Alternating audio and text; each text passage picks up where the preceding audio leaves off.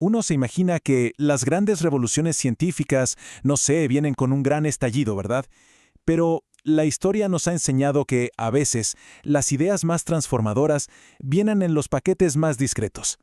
A veces, en tan solo unas cuantas líneas, se esconde algo que puede cambiarlo todo. Absolutamente todo. Y bueno, aquí lo tenemos. Esto que ven es una sola página, de una revista, Nature, publicada el 25 de abril de 1953. Y sí, a simple vista, pues no parece la gran cosa, ¿cierto? Pero créanme, lo que hay aquí dentro es uno de los secretos mejor guardados de la naturaleza. Ok, aquí hay que ser muy claros en algo. Este artículo, que es cortísimo, no es el que descubre el ADN, para nada. Lo que hace, y por eso es tan revolucionario, es proponer cómo es su estructura. O sea, le puso forma a uno de los misterios más grandes de la biología de la época.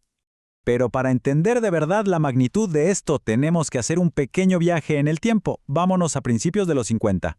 En ese entonces, la comunidad científica ya sabía que el ADN, que ahí estaba la información genética. Era como saber que un libro contiene una historia, pero no tener ni idea de cómo leerlo.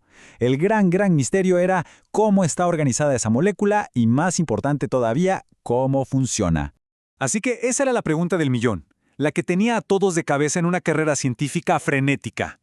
¿Cómo es posible que una molécula, una sola, pueda guardar el manual de instrucciones completo para construir un ser vivo, y no solo eso, sino también sacar copias perfectas de sí misma una y otra vez?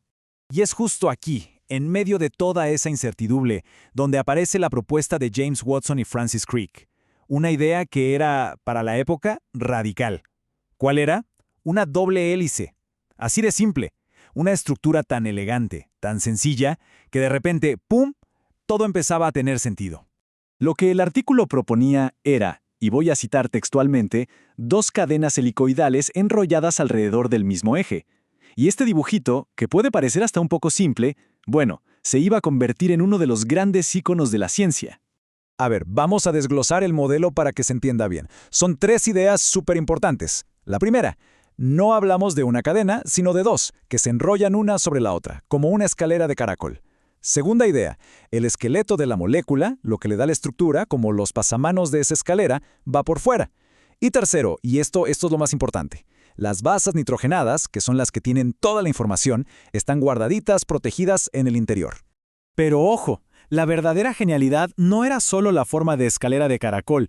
El verdadero truco, el secreto, estaba en cómo se mantenían unidas esas 2 cadenas. Justo ahí estaba la clave de todo. Claro, la pregunta que seguía era obvia. Si las bases están por dentro, ¿cómo se agarran entre sí para que toda la estructura no se desarme? La respuesta, de verdad, fue un golpe de genialidad. Se dieron cuenta, usando pura lógica química, que para que la distancia entre los 2 lados de la escalera fuera siempre la misma, siempre constante, la única forma era que una base de las grandes, una purina, se uniera con una de las pequeñas, una pirimidina, siempre así. Y esto llevaba directamente a una regla de oro, una regla de emparejamiento súper específica. La adenina siempre, pero siempre va con la timina, y la guanina siempre con la citosina. No hay de otra. Es como si fueran piezas de un rompecabezas que solo tienen una única pareja posible. Y que quede claro, esta regla de que A va con T y G con C no era un detalle sin importancia, para nada. Era el principio que hacía que toda la molécula fuera increíblemente estable. Y más aún, como vamos a ver ahora, era lo que le daba el superpoder de copiarse a sí misma con una precisión casi perfecta. Y ya casi al final del artículo, con una modestia que hoy nos parece increíble, los autores dejan caer así como si nada la consecuencia más brutal de todo su descubrimiento, una sola idea que estaba a punto de cambiar el mundo. Esta es la frase, una de las más famosas de la historia de la ciencia.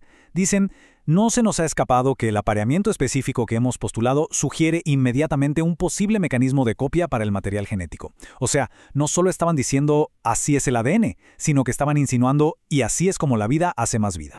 La genialidad de este mecanismo es que es increíblemente simple. Piensen en una cremallera o un cierre. La doble hélice se abre por la mitad, ¡zip! Y cada una de las 2 hebras se queda sola, pero sirve como un molde, como una plantilla. Y como ya sabemos que A solo va con T y G solo con C, la célula puede reconstruir la parte que falta en cada hebra. ¡Y listo! De una molécula de ADN ahora tenemos 2 copias exactas. Ahora, es súper importante entender esto con perspectiva histórica. Un avance de este calibre no sale de la nada, no es obra de dos genios aislados en un laboratorio.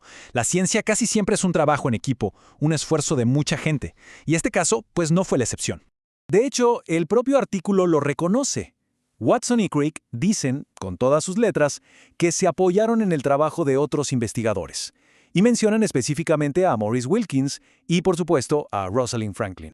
Y es que esta imagen, esta es la famosa fotografía 51.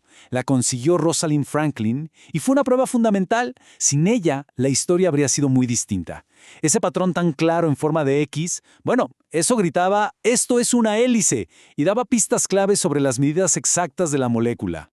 Y así fue como, en poco más de 900 palabras, este artículo no solo resolvió un misterio, sino que, literalmente, le dio el pistoletazo de salida a la era de la biología molecular.